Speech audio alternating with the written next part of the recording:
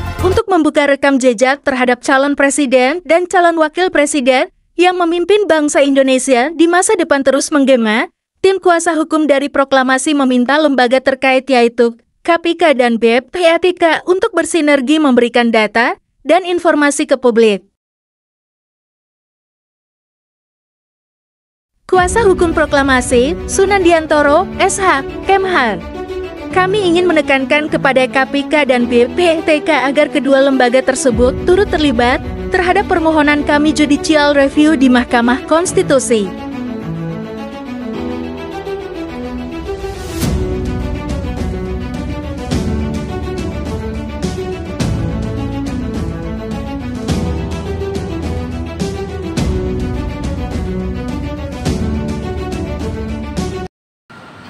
Ya.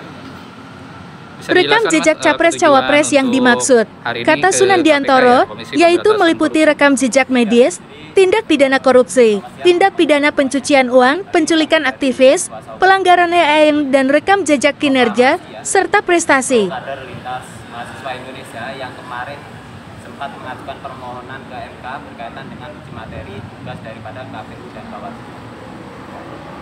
Kami sudah dari PPATK dan sekarang kita ada di KPK dalam rangka untuk menekankan kepada PPATK dan KPK bahwa mereka harus turut terlibat terhadap permohonan yang sedang kami ajukan di Mahkamah Konstitusi.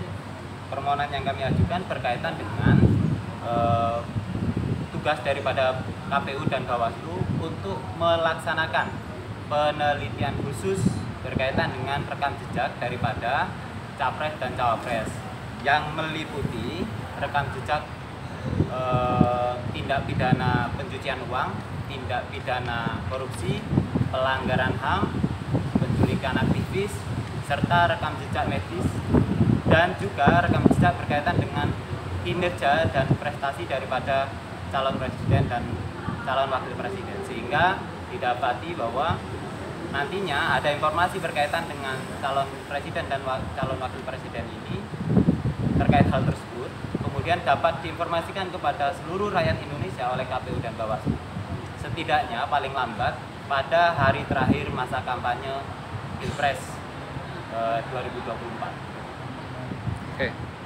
Untuk suratnya lebih jelasnya apa deh inti dari surat yang disampaikan hari ini ke KPK? Ya, jadi kita memang pertama kita meminta untuk ada ruang audiensi dengan pihak KPK.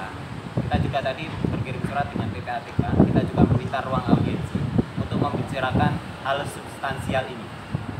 Dan harapan utamanya tentu kita meminta PPATK dan KPK untuk turut terlibat sebagai pihak terkait dalam permohonan nomor 134 yang kami ajukan di Mahkamah Konstitusi. Jadi tadi sudah disampaikan suratnya, kemudian ya harapannya ini diresponnya seperti apa nih dari KPK ini? Ya tentu begini, jadi yang paling utama adalah dari KPK kita kan dapat kabar selama ini di publik ya, di media bahwa ada isu, ada kasus korupsi, ada isu korupsi berkaitan dengan para calon presiden dan calon wakil presiden.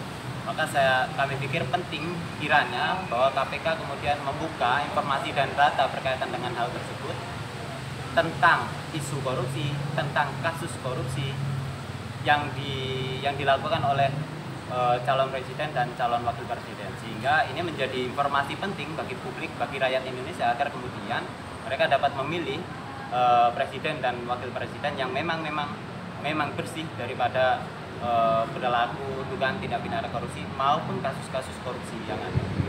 Kemudian kita juga tadi meminta kepada PPATK untuk membuka transaksi terakhir, jadi transaksi 10 tahun ke belakang oleh pihak calon presiden maupun calon wakil presiden, agar kemudian kita dapat mengetahui apakah dari transaksi 10 tahun ke belakang itu ada dugaan atau kasus atau bahkan tindakan-tindakan yang memang itu merugikan keuangan negara berkaitan dengan pencucian uang. Mungkin dari kasus korupsi yang terjadi dari ketiga calon. Ya, seperti misalnya nih capres yang ini kan ada beberapa capres nih yang sudah muncul, yaitu Pak Ganjar, kemudian ada Pak Prabowo, kemudian ada Pak Anies yang isu. Pak Ganjar tentu nih ada isu yang berkaitan kasus korupsi EKTP. Nah, itu kan harus dibuka tuh. Kita berikan ruang nih, kalau memang itu tidak benar ya mereka harusnya bisa ini counter atau mengklarifikasi itu. Atau jika itu memang benar terjadi, ya harusnya diperiksa dong sama KPK, akan ditetapkan sebagai tersangka. Kemudian ada Pak Prabowo. Pak Prabowo berkaitan isu yang beredar terkait food estate. Ya, kalau memang itu tidak benar ya seharusnya ya diklarifikasi. Kalau memang itu benar, ya harusnya KPK segera menindaklanjuti itu. Kemudian berkaitan dengan Pak Anies, Formula E, kan lagi ramai itu, ada beberapa pihak yang meminta Pak Anies untuk segera ditetapkan tersangka oleh KPK.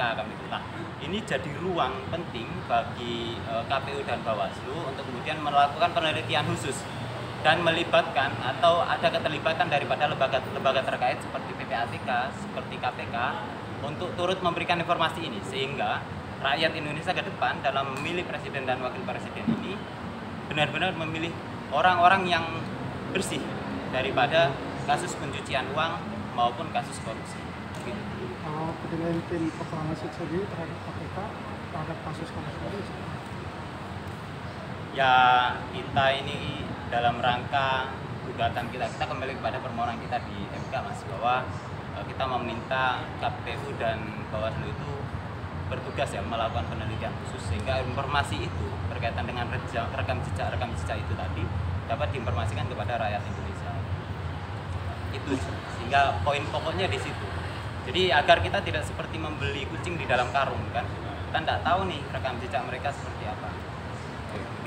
Tambahan Mas Anam? Oke, baik, terima kasih teman-teman. Jadi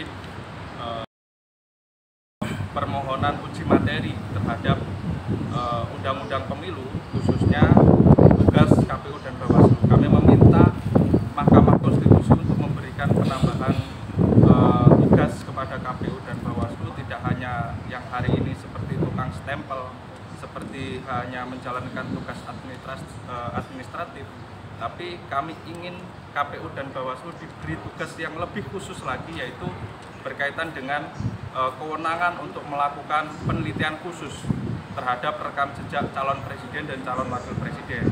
Nah, di dalam petitum yang kami ajukan di Mahkamah Konstitusi, kami juga meminta bahwa KPK dan PPATK termasuk juga Komnas HAM nanti memberikan data kepada KPU dan Bawaslu, termasuk kepada Mahkamah Konstitusi terkait dengan kalau misalkan di KPK terkait dengan dugaan apakah calon presiden dan calon wakil presiden nanti yang sudah mendaftar resmi di KPU itu ada keterlibatan dugaan tindak pidana korupsi, dan itu harus dibuka, masyarakat harus tahu. Kemudian terkait dengan PPATK, apakah kemudian dari transaksi keuangan yang ada atau yang pernah dilakukan oleh capres dan cawapres nanti selama 10 tahun terakhir harus dibuka, ditunjukkan kepada publik dan disampaikan kepada KPU dan Bawaslu untuk dilakukan penelitian, dan nanti harus diumumkan kepada rakyat Indonesia paling akhir hari terakhir masa kampanye. Kemudian terhadap Komnas HAM kami juga meminta terkait dengan apakah calon presiden dan calon wakil presiden yang sudah mendaftar di KPU itu ada keterlibatan terhadap dugaan tindak pidana pelanggaran HAM, penculikan aktivis dan lain sebagainya. Sehingga kami berharap momentum pemilihan presiden dan wakil presiden ini bisa secara bersama-sama kita jaga dan kita lakukan secara terbuka, diinformasikan kepada masyarakat, kepada pemilih, sehingga pemilih nanti bisa mengetahui secara detail mengenai rekam jejak calon presiden dan calon wakil presiden. Itu inti dari apa yang hari ini kita lakukan. Oke, menambah ya. Jadi kami yakin bahwa kemudian PPATK, KPK, dan Komnas HAM berkenan dan akan turut terlibat pada wilayah ini, karena ini tugas mereka. Menjadi aneh kemudian ketika KPK, Komnas HAM, dan